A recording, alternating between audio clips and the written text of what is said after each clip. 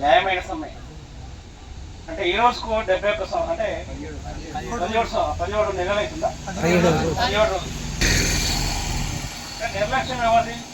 యజమాన్యం. తర్వాత political leaders, స్థానికంగా ఉన్నటువంటి నాయకులు కూడా ఇలా నిర్లక్ష్యం ఉంది.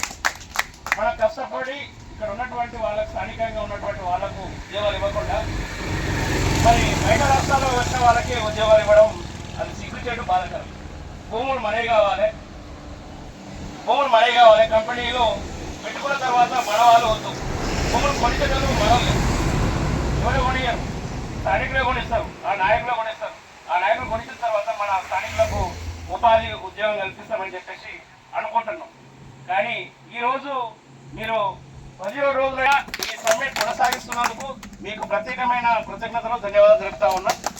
మేము కూడా మాదిగ రిజర్వేషన్ పోరాట సమితి MRPS వ్యవస్థాపక అధ్యక్షుడు, పద్మశ్రీ అవార్డు గ్రహీత మందకృష్ణ మాదిగ అన్నగారి జిల్లాలో ఏది ఏమైనా మీ సమ్మెకు పూర్తి మద్దతు తెలియజేస్తున్నాం. మీకు న్యాయం జరిగేంత వరకు అన్ని కంపెనీలో ఉన్నటువంటి కార్మికులందరినీ ఏకం చేసే బాధ్యత మనమందరం తీసుకుంటాం.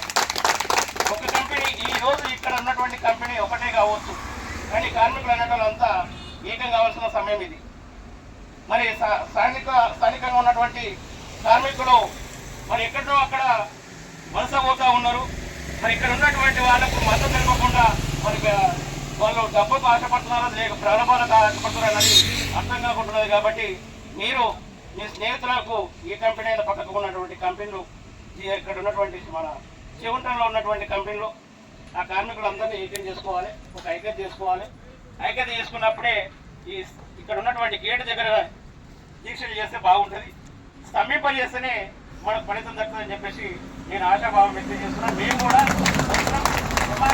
మేము కూడా ఒక 50 మంది తీసుకొని మీకు మద్దతు ప్రకటిస్తామని. ఎందుకంటే నేను మాత్రమే పోతున్నప్పుడు అన్న నరసింహన్న మనకు అప్పటి నుంచి పరిచయం కాబట్టి అన్న ద్వారా పిలిచి మాట్లాడేయడం జరిగింది. నేను ఎక్కువ మాట్లాడలేదు, ఎందుకంటే సబ్జెక్టు ఏదేమైనా కొత్త అయినా కానీ అంటే ఉద్యమ పరంగా మాత్రం కొంచెం తెలుసు కాబట్టి, అవగాహన ఉన్నది కాబట్టి ఏదేమైనా పోరాడితే పోయేదేం లేదు. పాటిస్తాం కేంద్రం మనం సాధించుకున్నంత వరకు ఉద్యమాన్ని ఆపదని చెప్పేసి తెలియజేస్తూ ఈ అవకాశం ఇచ్చిన మీ అందరికీ కూడా ప్రత్యేకమైన ధన్యవాదాలు. స్ఫూర్తితో మనకు ఉపన్యాసం ఇచ్చారు. మరి అన్న చేసిన పోరాటం కానీ అవన్నీ వివరించారు.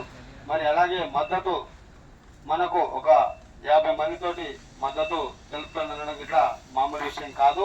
అన్న 50 మందిగా కాదు, అన్న ఒక మాట చెప్తే 500 మంది వస్తారు.